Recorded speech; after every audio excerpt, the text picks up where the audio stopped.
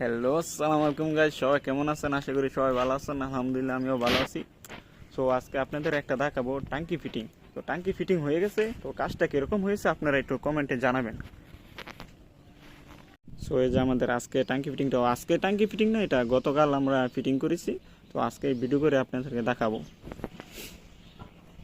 দুইটা বাথরুম, একটা কিচেন এর লাইন হয়েছে আর কি।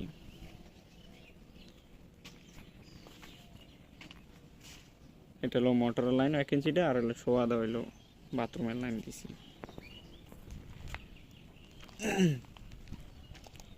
ওই যে নিচে মোটর রাখার জায়গা করছে আর কি, এই জায়গায় মোটর রাখবো। তো মোটর লাইনটা এখনো নামাই নাই।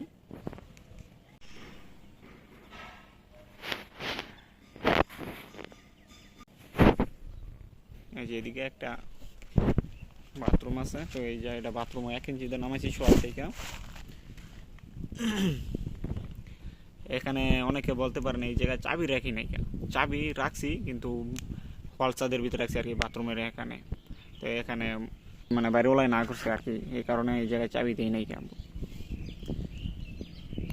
যেহেতু একটা নিচে ফলসাদে একটা চাবি আছে, এই কারণে এই জায়গায় একটা চাবি দিই নাই কেন। তো সামনে যাই।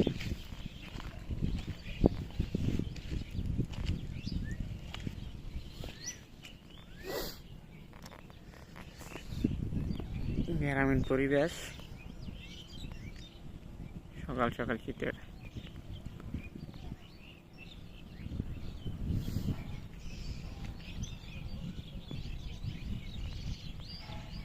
এই জায়গায় একটা কিচেন, এখান থেকে একটা কিচেনের লাইন গেছে আর কি।